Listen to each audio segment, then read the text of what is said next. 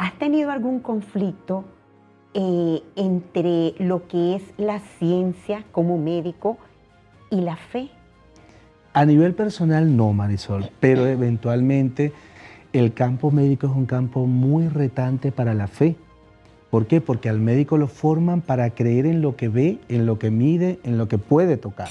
Cuando tú usas la palabra yo creo en medicina, automáticamente te paran porque te dicen, no, usted no está aquí para creer, usted está aquí para que me diga qué está viendo, qué es, cómo se diagnostica y cómo se trata. El cantante católico, el cantante cristiano, tiene una gran responsabilidad en este momento. Pero para que veas cómo Dios comienza a conquistarte a través de alguien que te hablaba de Dios, incluso sin decir una palabra.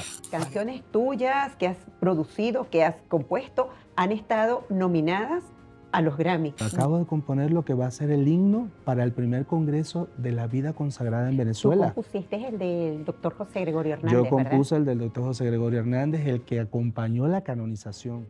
Este programa llega a ustedes gracias a Perreando Chatarra Food, los perritos con más flow, y a Multiplace Studio, contenido 360.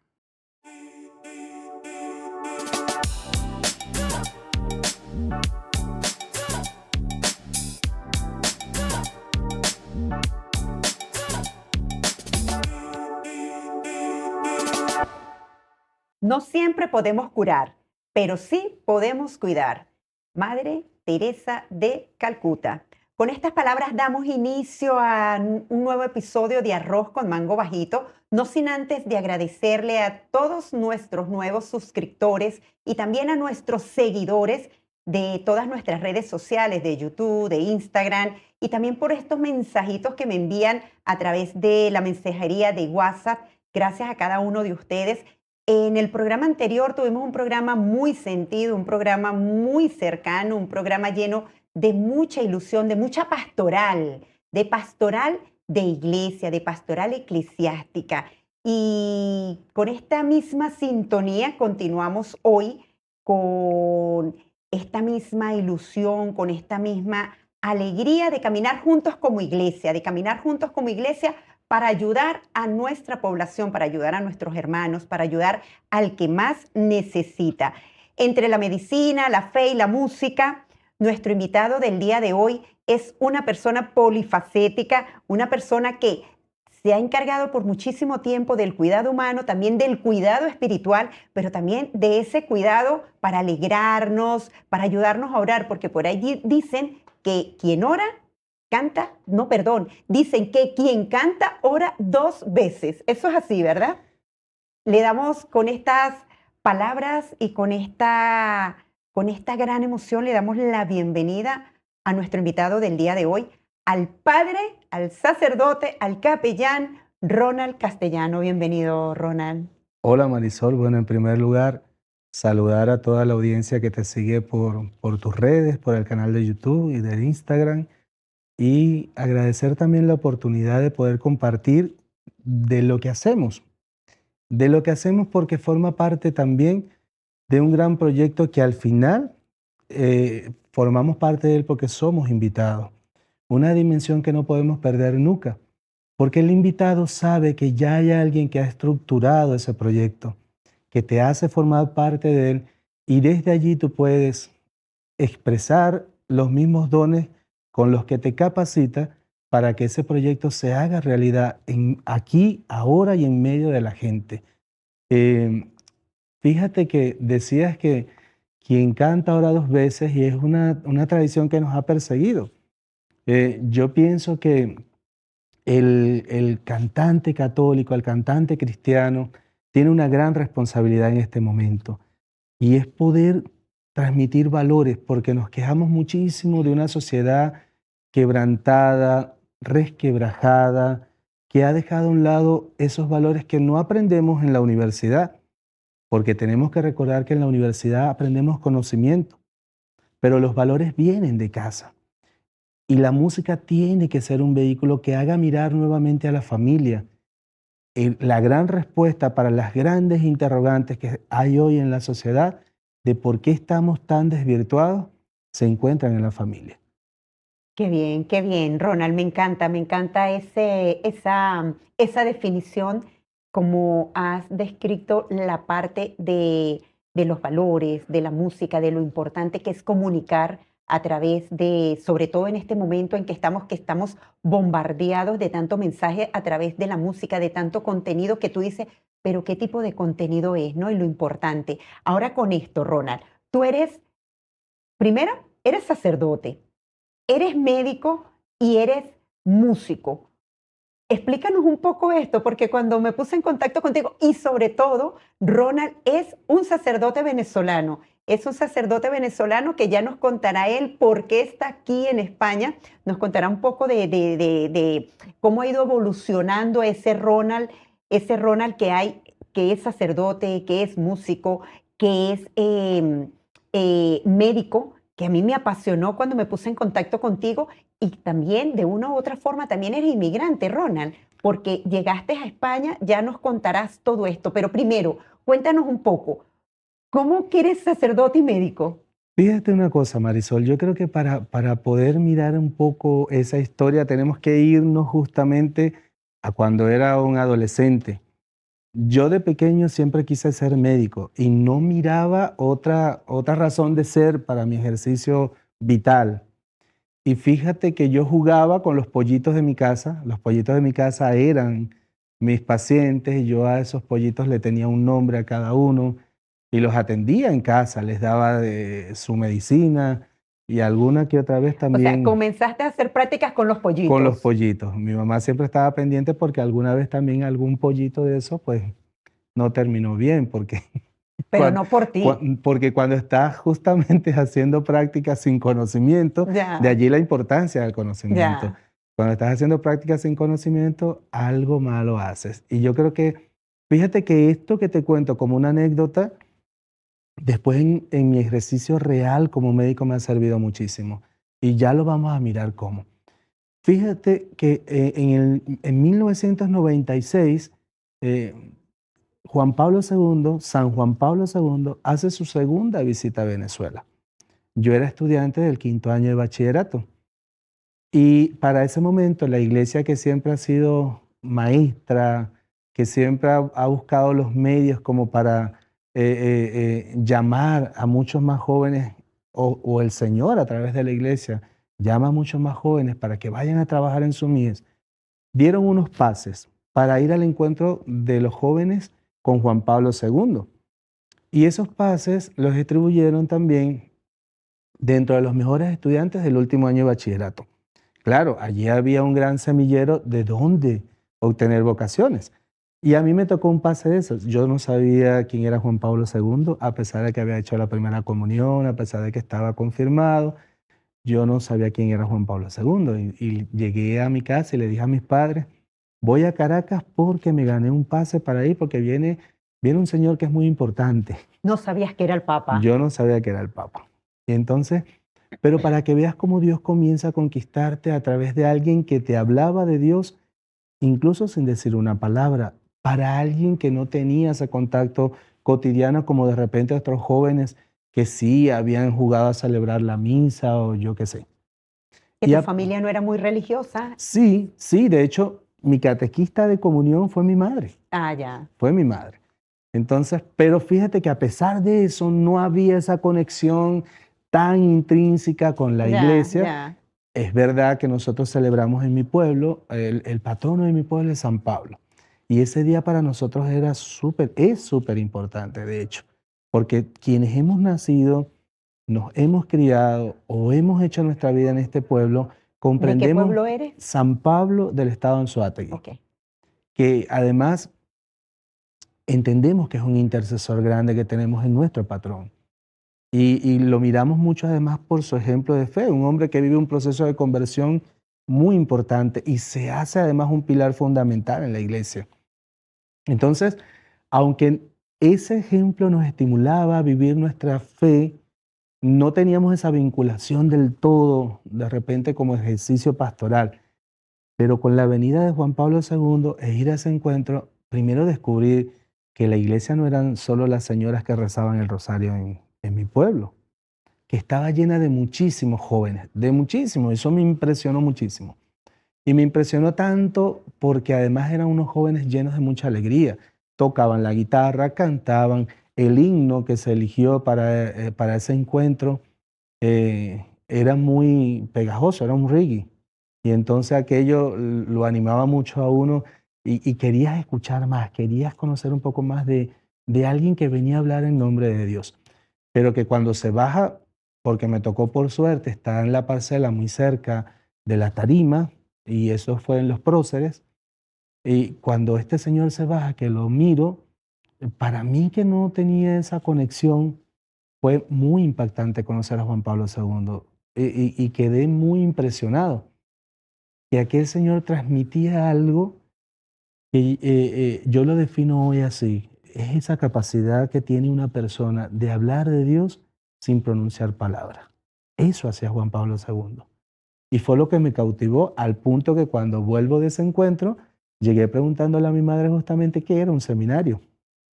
Luego decido ir al seminario y me voy escondido, porque mis padres, aunque sí tenían esa formación religiosa, No quería que tú claro, ingresaras. y además yo de pequeño siempre quise ser médico. Entonces veían en mí el médico que siempre además habían soñado ellos, pero que yo no visualizaba la medicina como un ejercicio de vida porque lo soñaban mis padres, sino porque yo estaba convencido, aunque no tenía esa definición de vocación, de que era lo que la vida me pedía hacer, ser médico, servir como médico. Pues dejé a un lado esto y me voy al seminario. Hice los 8 años de seminario, terminé sin edad canónica para ordenarme, era muy pequeño todavía, y me envían a hacer una maestría en teología dogmática. Y bueno, haciendo esa maestría en teología dogmática, un capellán hospitalario me invita a ver un paciente. ¿Ya eras sacerdote? No te habías ordenado todavía. Ya. no, porque decidí interrumpir.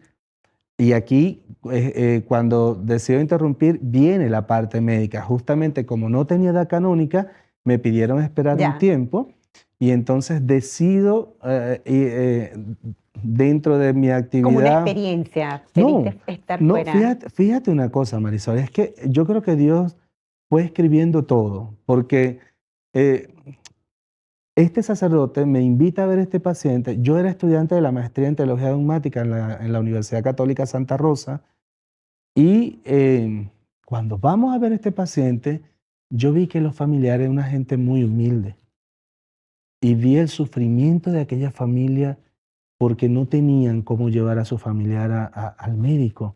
Y llevarlo al hospital implicaba que tenían que madrugar, que llegaban muy temprano. Y me puse a pensar en ese momento. Digo yo que me puse a pensar, pero no fue eso. Es que Dios me mostró para qué me quería. Y en esa imagen tan diciente, tan necesitada, yo me pregunté, pero ¿por qué no retomar el proyecto inicial que Dios tenía conmigo? Y además de ponerle la unción al enfermo, de darle la comunión, de acompañar hasta el duelo de esta familia por su situación de fragilidad en la enfermedad, ¿por qué no también a esa gente pobre, a esa gente que no tiene cómo ir al médico, sacar eh, la tarjeta de récipe y decirle, mire, le va a colocar esto, quítele esto, póngale esto? Qué Y en ese bonito. momento decidí retomar ese proyecto que yo creo, sin duda alguna, que él ya había pensado para Como la mí. vocación inicial, medicina. Y si te cuento más, cuando yo ya tomo la decisión, me fui al Sagrario y le dije, yo quiero en la mejor escuela, yo quiero en la escuela Racetti, no quiero otra escuela. Y me fui a la Universidad Central a llevar mi documentación porque yo ingresé como egresado de otra carrera. Y cuando tú ingresas por esa vía, normalmente hay un requisito que es sine qua non, que seas bachiller en ciencia.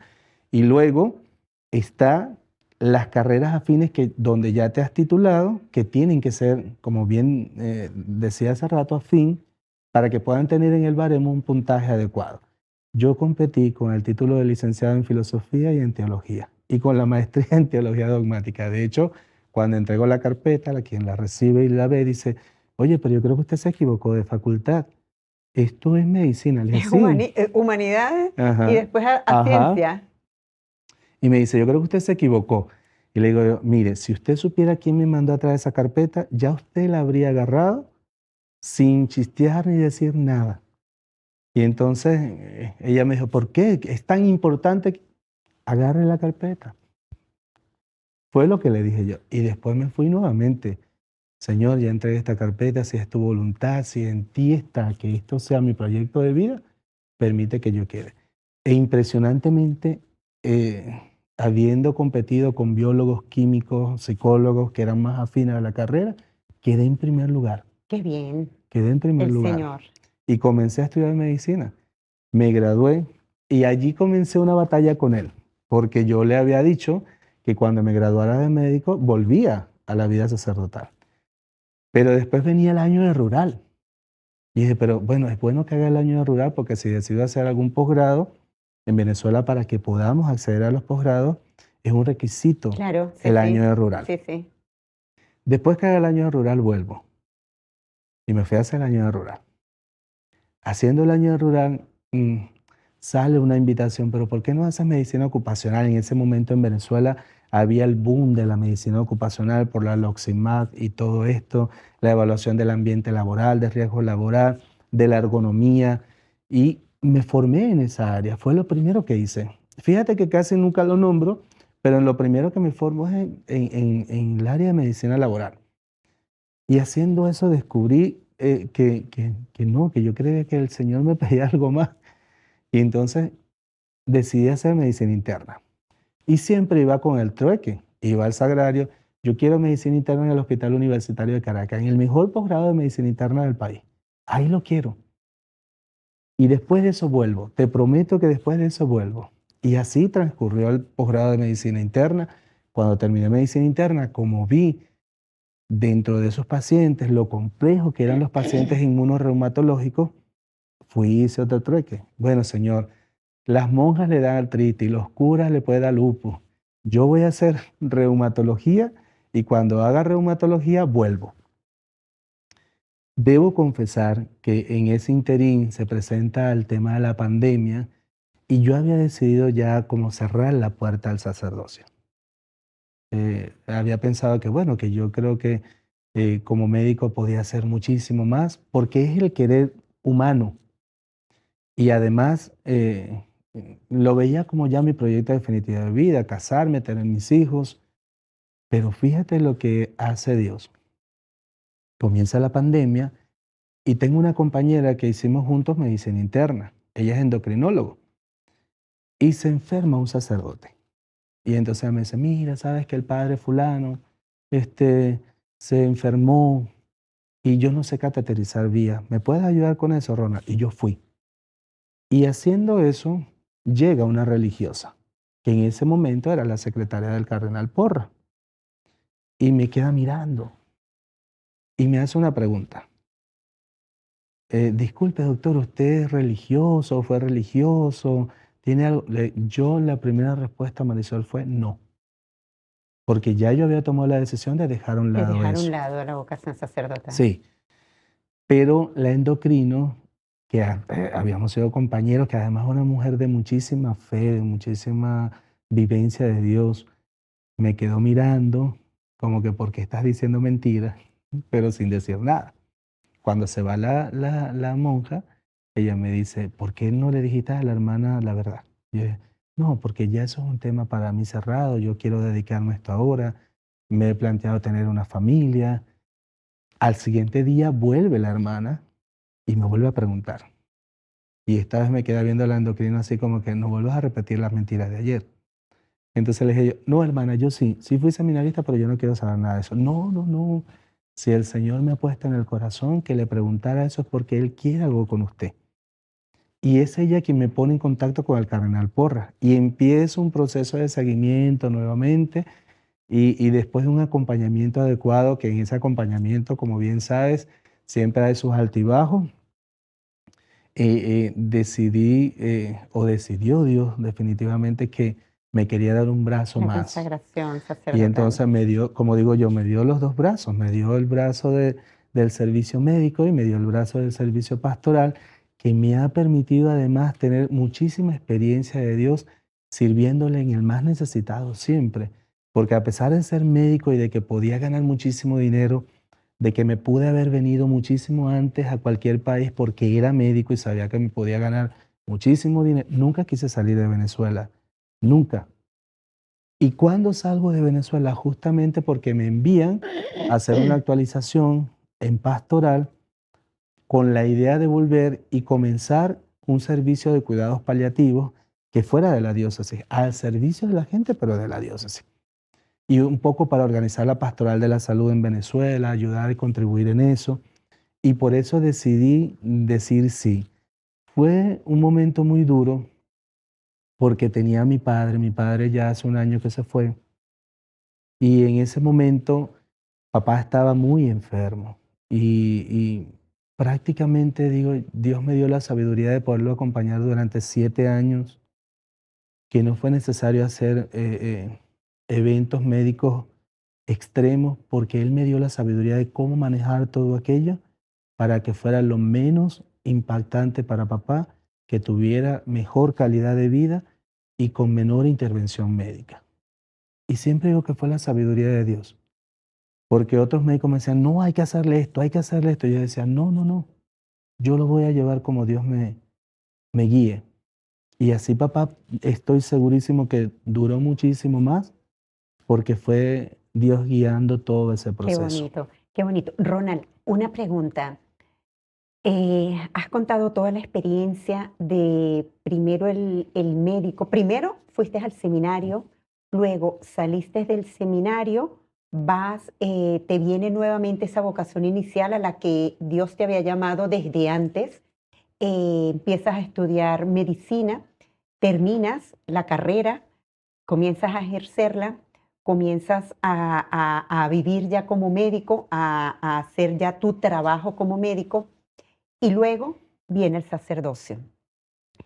¿Has tenido algún conflicto entre lo que es la ciencia como médico y la fe? A nivel personal, no, Marisol, pero eventualmente el campo médico es un campo muy retante para la fe. ¿Por qué? Porque al médico lo forman para creer en lo que ve, en lo que mide, en lo que puede tocar. Y es verdad que tuve profesores maravillosos. Yo estoy muy agradecido de En mis Venezuela son muy docentes. católicos, son mucha gente de Sí, fe, sí, médicos. sí, y es así. Y por allí quería ir justamente. Fíjate que tuve muchos docentes maravillosos con una expresión de fe muy importante. También tuve algunos que eran, no te digo que no eran creyentes, pero eran menos expresivos en su convicción religiosa.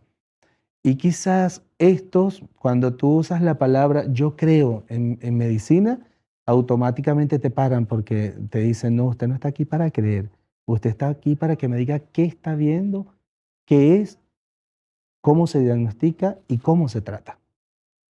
Pero a nivel personal nunca he tenido conflicto, al contrario, he tenido muchas experiencias de Dios en el ejercicio médico. Y te cuento, por ejemplo, una anécdota cuando roté por primera vez en ginecobstetricia. Yo cuando vi la primera vez cómo daba a luz una mujer, yo dije, esto solamente lo puede hacer Un, Dios. O un sea, milagro. como alguien, además que siempre, siempre lo digo como una anécdota especial porque ese día siempre he amado a mi madre, pero ese día la quise más, porque comprendí todo lo que una mujer hace para traerte a la vida. No le da vergüenza nada, y más en un hospital universitario que pasan todos los médicos a aprender contigo. Y tu madre está allí pariéndote. Pero cuando yo vi cómo paría una mujer, yo dije, esto solamente lo puede hacer Dios. O cuando comprendí cómo funcionaba un sistema enzimático tan preciso que cuando se rompe un poquito, tú te descompones todo, esta maquinaria solo la puede hacer alguien sobrenatural. No hay ser humano que pueda crear eso. Y después, cuando yo estudié medicina, era impensable hablar de que el ser humano, la dimensión espiritual fuera tan importante como por ejemplo, para tener una buena adherencia al tratamiento. Hoy en día sabemos que si no tratas al mismo tiempo lo espiritual, eso espiritual influye muchísimo, por ejemplo, un sistema tan importante como el sistema inmunológico, la respuesta es menor, la evolución es peor y la adherencia a veces es muy mala. Y, Ronald, otra cosa, tú aquí en España eres capellán del Hospital 12 de Octubre, ¿no? Me comentabas del Es Hospital así. 12 de Octubre. Eres capellán, eres médico allí en el hospital, haces tu trabajo pastoral en un lugar donde la, el dolor, la alegría por nacimiento, el dolor por una muerte, donde convive la vida y la muerte. ¿Qué has aprendido en ese límite, en esas dos? ¿Cómo lo vives y cómo acompañas a las personas en ese momento? Yo creo que lo fundamental que me ha enseñado el ejercicio médico en esta realidad, a partir incluso de la experiencia de fe, es reconocer lo frágil que somos. Los seres humanos tenemos algo muy malo, es el ego. El ego a veces no nos deja comprender muchas cosas. El ego a veces no nos deja mirar que estamos de paso y que al final lo único que tú te llevas de aquí, lo único que te llevas, es lo que has podido hacer. Y eso es tan cierto que está tan anticipado incluso en la palabra de Dios. Es que solo por las obras Él nos va a reconocer.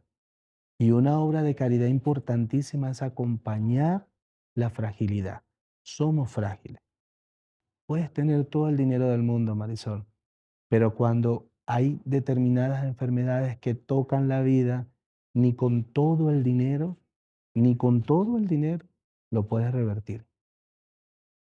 Lo triste es que muchas veces tenemos que pasar por la experiencia de esa fragilidad para comprender que finalmente somos nada y que eres un instrumento que ha venido a este mundo a hacer una misión, que tiene una misión.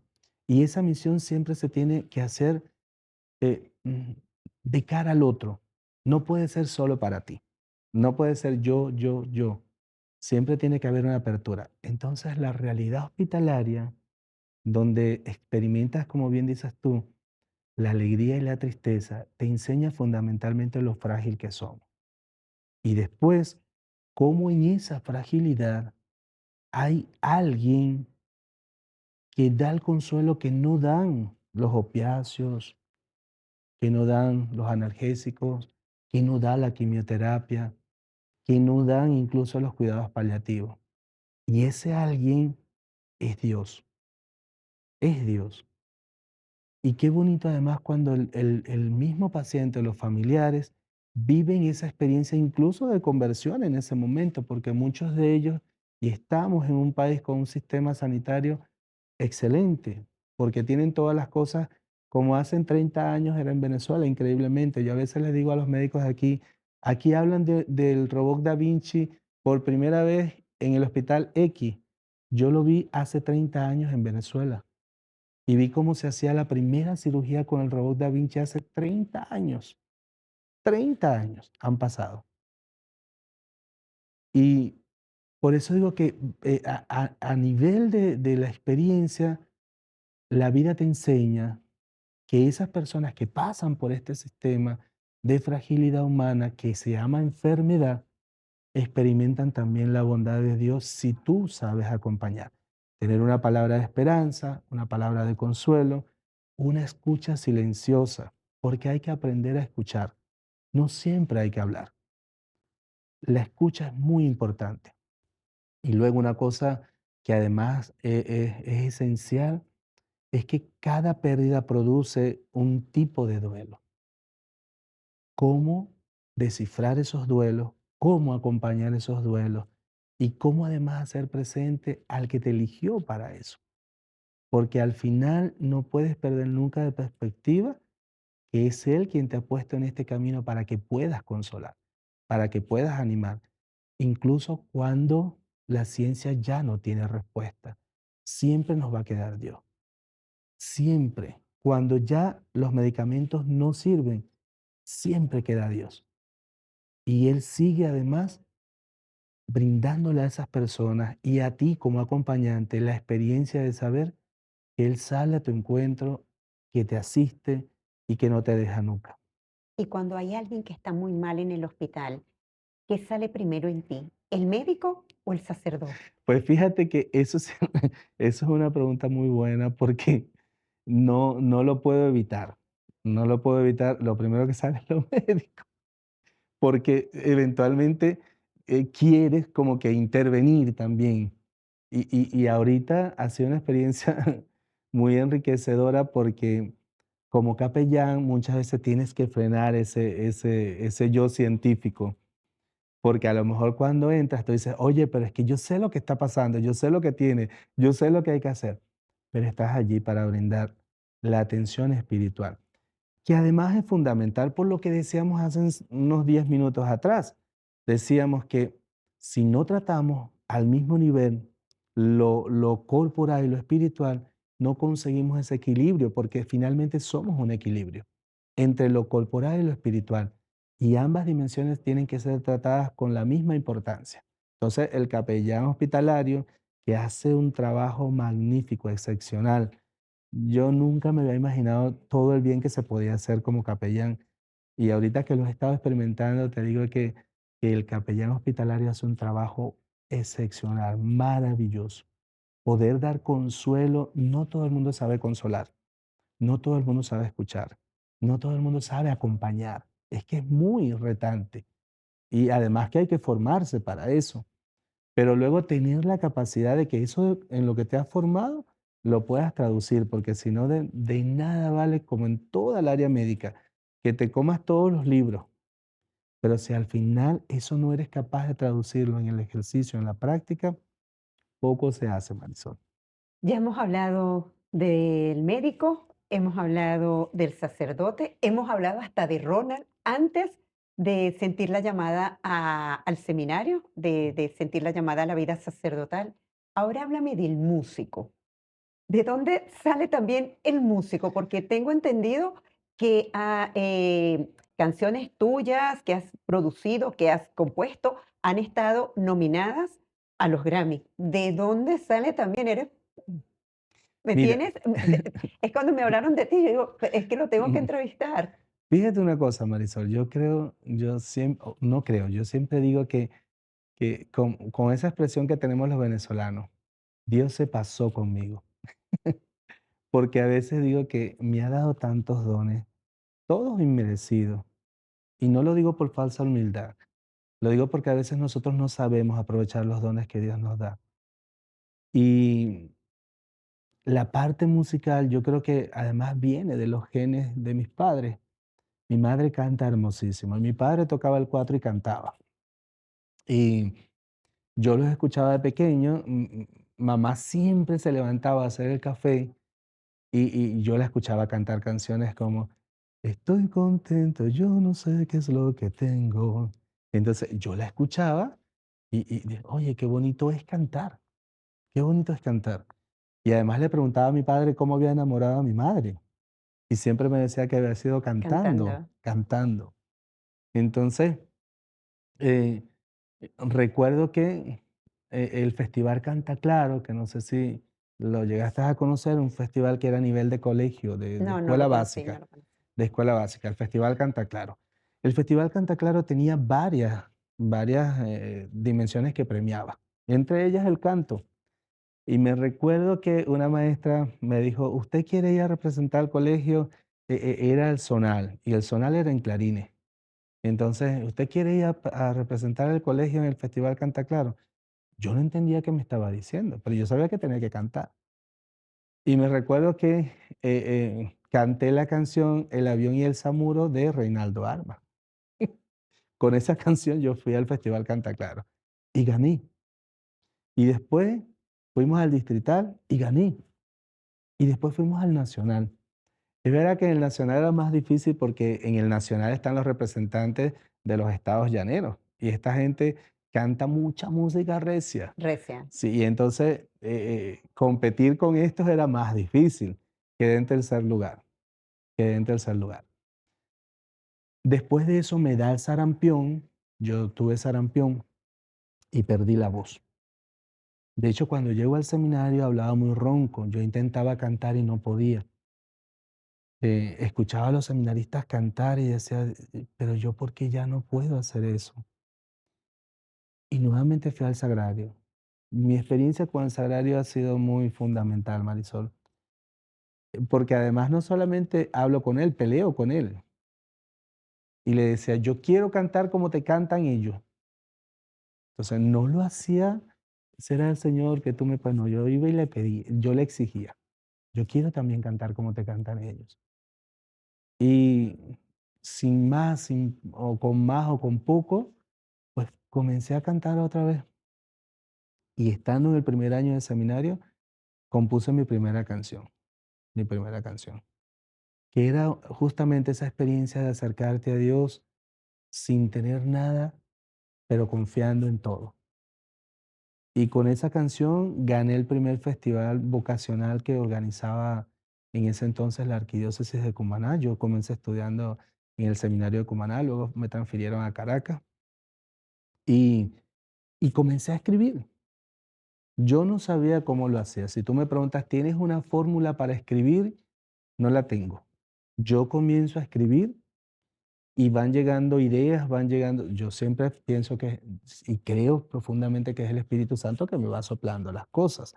Acabo de componer ahorita, bueno, participé en el concurso, pero acabo de componer lo que va a ser el himno para el primer Congreso de la Vida Consagrada en Tú Venezuela. compusiste el del doctor José Gregorio Yo Hernández, ¿verdad? compuse el del doctor José Gregorio Hernández, el que acompañó la canonización.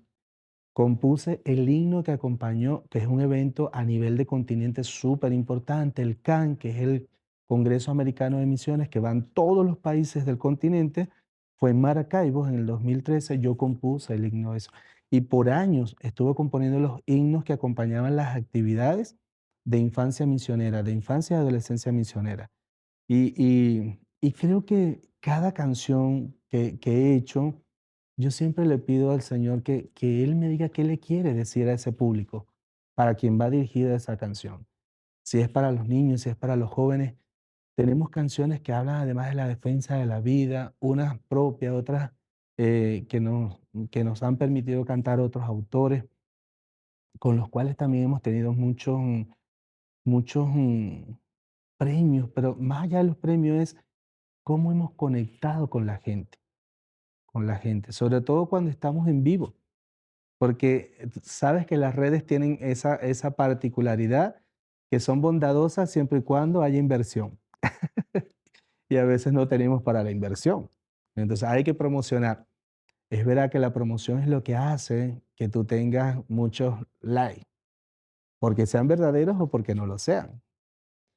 Y es verdad que nosotros tratamos de, bueno, preferimos tener 1000 personas que escuchan la canción, Que te escuchan pero y que la son disfruten, 1000 que son tuyos. personas. Exactamente, No pagamos promoción, eso es. no lo pagamos. ¿Por qué? Porque la promoción siempre tiene la trampa de lo que hace la misma plataforma y te ponen 100.000 vistas y 800.000 likes que no existen.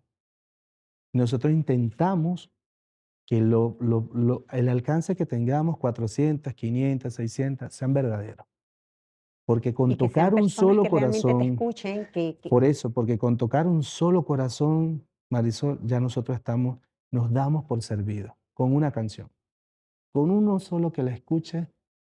Y qué bonito además es cuando vamos a los lugares donde han calado las canciones, donde han servido de himno, que la gente te agradezca porque te reconoce como instrumento de Dios para lograr que esa canción diga algo. es así. Mira, Ronald, por aquí tengo 2 preguntas, Sí, una que te la mandan a hacer. ¿Has estado, estuviste en el seminario, saliste, luego estudiaste medicina, luego, ejerciste un tiempo, que si en ese tiempo te llegaste a enamorar? yo creo que siempre he estado enamorado. Qué bello. Como buen oriental, además, yo creo que siempre estaba enamorado. Y eventualmente, si la pregunta se refiere, ¿he tenido experiencia de amor? Claro, claro, me enamoré muchas veces. Y en ese espacio, por eso en algún momento había pensado tomar otro rumbo, establecerme con una familia, tener mis hijos. Quería tener 7. Yo siempre decía: "Yo no sé si mi mujer va a querer, pero si estamos de acuerdo, pues vamos a tener 7 hijos, los que Dios nos quiera dar". Pero en principio, porque además vengo de una familia numerosa, nosotros somos 9 hermanos, y siempre he visto lo bonito que es además que la familia sea grande. Y luego, incluso cuando me fui al seminario, yo tenía novia, y me fui escondido, como te dije. Y cuando volví el 1 de diciembre, nos encontramos y claro, yo sabía que no lo había hecho bien porque no le había dicho nada y el encuentro fue agradable y no tan agradable, pero claro, sí estaba enamorado, he tenido mi experiencia también de vida. Yo creo que cada cosa de esta me ha formado para ser lo que soy hoy, para comprender además, para poder orientar las situaciones incluso de pareja, porque a veces las familias o las parejas creen que los sacerdotes no podemos orientar esa realidad porque no somos casados. Somos más que casados, porque es que no solamente te casas con una mujer, es que te casas con 1 millón, con 2 millones, con todas las que Dios quiera poner en tu camino, porque al final tienes que saber dar una palabra, saber dar una orientación en una realidad que en la que has crecido, porque tú has crecido en una familia. Para los que hemos tenido la bendición de tener papá y mamá, yo creo que ya solo el hecho de venir de esa realidad te capacita para que tú puedas iluminar esa misma realidad. Sí. Otra pregunta, Ronald, por aquí. ¿Padre o doctor, nos pudieras explicar por qué en España todos los médicos siempre recetan paracetamol?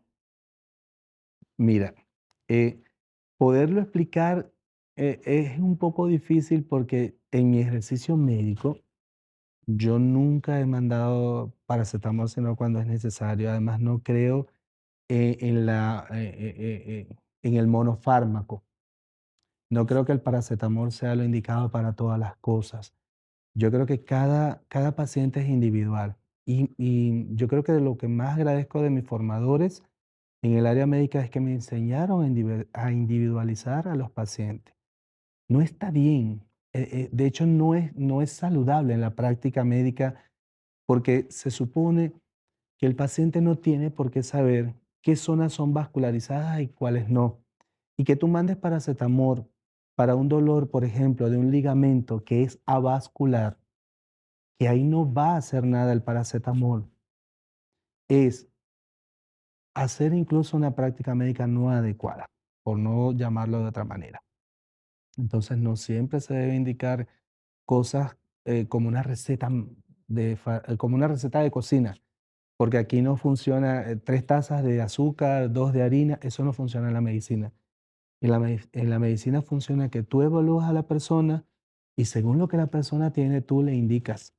Y es verdad que hay una gama además de analgésicos que cada uno pues tendrá sus pros y sus contras, como todo lo que tomamos en la vida, incluso lo que llamamos natural, que creemos que no tiene efectos secundarios, todo. Porque muchos de esos fármacos salen incluso de plantas o de componentes orgánicos y todos producen un efecto secundario. Entonces, yo esa práctica médica como la que alguna vez hubo en Venezuela cuando llegaron todo aquel boom de médicos cubanos que a todo el mundo le mandaban piroxicam y paracetamol, y veíamos nosotros además las consecuencias de ese mal ejercicio, no, no se puede hacer. No se puede hacer. Y yo lo que creo es que el médico tiene que aprender a individualizar y a saber con conciencia lo que indica y por qué lo indica. Ya. Bueno, padre Ronald, hemos llegado al final de esta conversación. Me has tenido aquí, como dirían los españoles, flipando, escuchando toda tu historia, toda tu vocación, todo tu recorrido, un recorrido de fe, un recorrido de llamada y respuesta, de llamada y respuesta, llamada de Dios y respuesta de tu parte, pero también con mucha humildad, con mucho cariño, con mucha disposición de tu parte, ¿no? Si tú pudieras resumir tu, tu vocación, tu trayecto de vida en una palabra, ¿cómo la resumirías? Creo que en una no, pero me voy a permitir hacerlo en dos. Él peleó y ganó. Yo creo que así ha sido mi experiencia de vida, porque muchas veces, Marisol, tú tienes proyectos que crees que son los válidos. Y qué bonito es cuando te dejas sorprender por alguien que te dice que tiene algo mejor para ti, que tiene algo mejor para ti.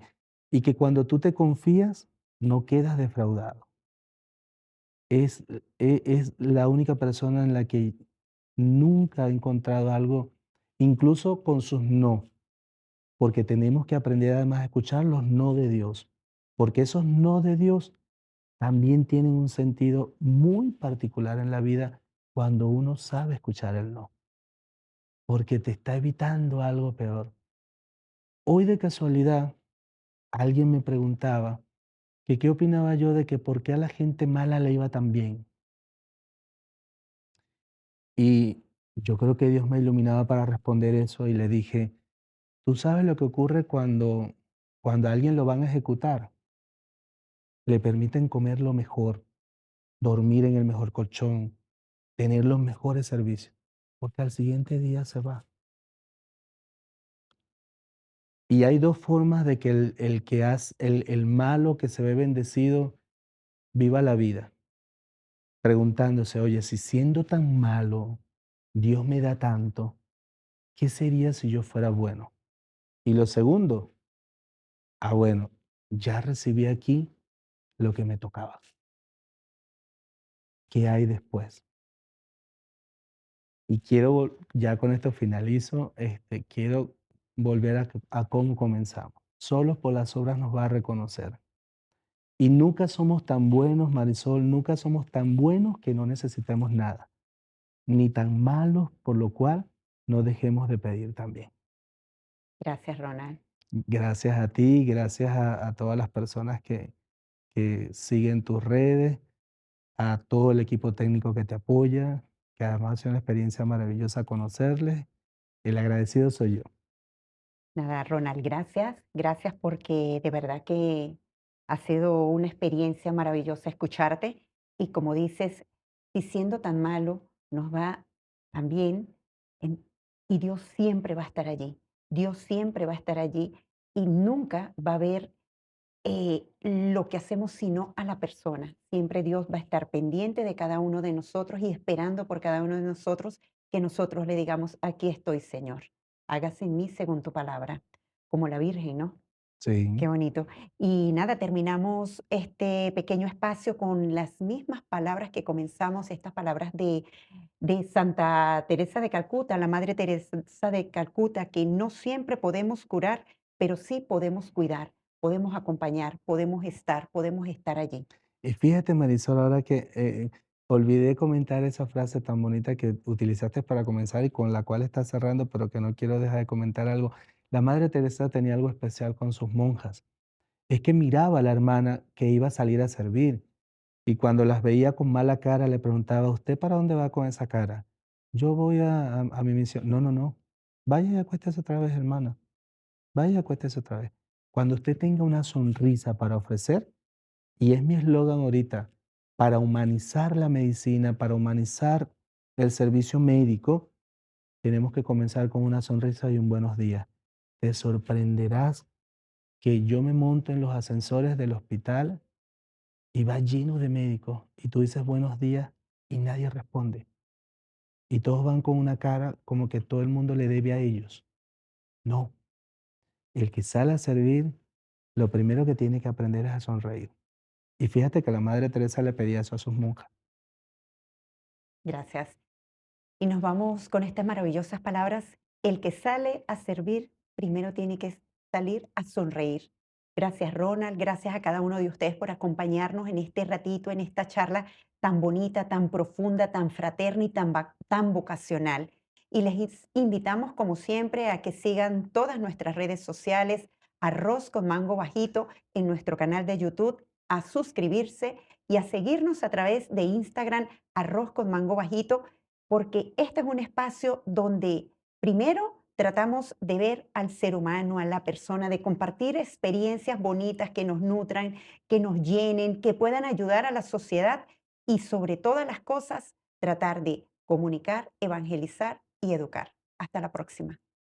Este programa llega a ustedes gracias a Perreando Chatarra Food, los perritos con más flow, y a Multiplace Studio, contenido 360.